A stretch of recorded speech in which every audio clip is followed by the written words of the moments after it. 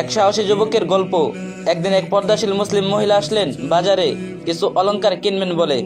তিনি নিকাব টেনে বসে পড়লেন এক স্বর্ণকারের দোকানে। দোকানদার ছিল বনু কাইনুকা গোত্রের একজন ইহুদি। সে বারবার মহিলার মুখের দিকে তাকাচ্ছিল, মুখ থেকে নিকাব সরানোর প্রলোভ দিচ্ছিল। মহিলা কণ্ঠস্বরে বললেন, আমি মুসলিম নারী, তোমার এই অন্যায় দৃষ্টি নামাও।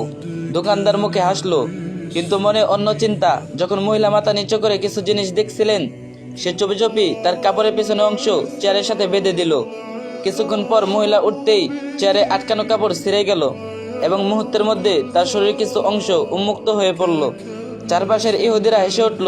অপমানে লজ্জায় দুঃখে মহিলার চোখে অশ্রু নেমে এলো।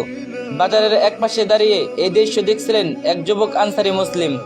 তার মুখ লাল হয়ে উঠল, বুকের ভেতর আগুন জ্বলে উঠল। সে ছুটে গেল সামনে, এক মুহূর্তে দেরি না করে তরবারি বের করে সেই ইহুদির দোকানদারকে হত্যা করলো। বাজার থমকে গেল।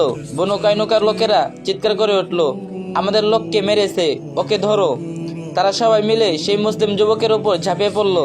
অল্পক্ষণের মধ্যেই সেই সাহসী যুবক শহীদ হয়ে পড়লেন, কিন্তু তার রক্তে লেখা রইল মুসলিম নারীর ইজ্জত অমূল্য। এই খবর পৌঁছে গেল নবী করিম সাল্লাল্লাহু সাল্লামের কাছে। রাসূলুল্লাহ সাল্লাল্লাহু সাল্লাম এর চেহারা পরিবর্তিত হয়ে গেল। তিনি সঙ্গে সঙ্গে বনু কাইনুকাকে ডেকে পাঠালেন। উক্ত ঘটনার জোরে রাসূলুল্লাহ সাল্লাল্লাহু সাল্লাম তাদেরকে মদিনা থেকে নির্বাসিত করলেন, যেন আর কোনোদিন মুসলমান নারীর দিকে কুদৃষ্টি না দেয়।